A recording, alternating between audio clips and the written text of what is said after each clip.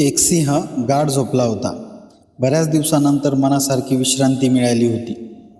आदल्या दिवशी खूप भटकंती झाली होती. थकल्याने छान झोप लागली होती. झोपेत सिंहाला दिवसभरातील घटना स्वप्नात दिसू लागल्या. अनेक दिवसानंतर चांगली शिकार हाती लागली. रसरशीत कोकरू हाती आलं. एका झडपेत त्याचा फडशा पाडून त्यानं मेजवानीचा धडाका साजरा केला. पोट भरल्यानंतर शिल्लक राहिलेला भाग टाकून दिला. जंगलातील छोट्या मोठ्या प्राण्यांची या निमित्तानं सोय होईल. सिंह हे सगळं आठवत होता आणि याच वेळी चेहऱ्यावर कसली तरी वळवळ जाणवली आणि सिंहाला जाग आली. डोळे उघडले. सिंहाच्या तोंडावरून इवलासा उंदीर तुरुतुरू चालला होता. रागाने सिंह उठून बसला. छानसं झोपेचं खोबरं केलं या उंदरानं. सिंहाने विचार केला, आपण एवढे बलवान, सगळ्या जंगलाचे राजे, मोठमोठे प्राणी आपल्याजवळ येण्याची हिंमत करत नाहीत आणि या तीसभर प्राण्याची केवढीही हिंमत. झोप मोडल्याने त्याचा राग अनावर झाला. त्यानं उंदराला झटक्यात पकडले. दोन्ही पंजात चिरडून टाकणार तोच इवलासा उंदीर कळवळून विनंवित म्हणाला, हे जंगलाधिपते, आपण सगळ्या जंगलाचे राजे, आम्ही आपली प्रजा, आपल्या आधाराने आमचं जगणं आहे. माझ्याकडून अनावधानाने चूक घडली, अपराध घडलाच आहे, पण त्याला उदार अंतःकरणाने आपण माफ करावं. आपण मला जीवदान दिलं तर तू एवढासा काय कामी येणार तू माझ्या?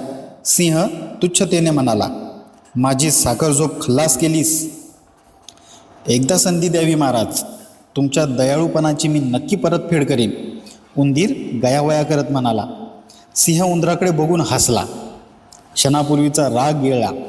उंदराला सोडून दिले. टुनकून उडी घेऊन तो पसार झाला. काही दिवस उलटले. एकदा भक्ष्याच्या शोधात फिरत असताना अनावधानाने सिंह शिकाऱ्याच्या जाळ्यात सापडला.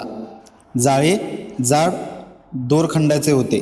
सुटकेसाठी सिंह धडपडू लागला, गर्जना करू लागला, परंतु सिंहाची सुटकेची धडपड निष्फळ ठरली. जवळून उंदीर चालला होता. ओळखीच्या आवाजाने तो जवळ आला.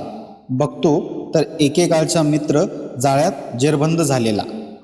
उंदीर सिंहाजवळ आला. त्याला नमस्कार करून म्हणाला, ओळखलत का महाराज? सिंहाने इवल्याशा उंदराकडे पाहिले. हा काय आपल्याला मदत करणार?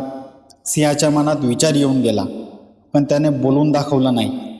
उंदराने इवल्या दातांनी जाड दोरखंड कुरतडले. जखडलेल्या सिंहाची सुटका केली. सिंहापुढे हात जोडून नम्रपणे तो म्हणाला, मी एकेकाळचा जुना मित्र, आपण मला मागे जीवदान दिले होते. त्यावेळी माझ्यासारखा शूद्र काय मदत करणार अशी तुम्हाला शंका होती. तुमच्या मदतीची परतफेड या उंदराने केली आहे. या गोष्टीचं तात्पर्य काय? कोणालाही छोटं म्हणून हिणवू नये. संकटकाळी कोण कामी येईल याचा नेम नाही. मित्र आणि मैत्रिणींनो, आजची कथा जर तुम्हाला आवडली असल्यास तर या चॅनलला लाईक, शेअर, कमेंट आणि सबस्क्राईब नक्की करा. कथा पूर्ण वाचल्याबद्दल आणि ऐकल्याबद्दल तुम्हा सर्वांचे मनःपूर्वक धन्यवाद. जर या चॅनलवर कोणी नवीन आला असेल तर बेल नोटिफिकेशन नक्की दाबा. त्यामुळे येणारा प्रत्येक नवीन व्हिडिओ सर्वात पहिले तुम्हाला ऐकायला आणि वाचायला मिळेल. भेटूया पुन्हा एकदा अशाच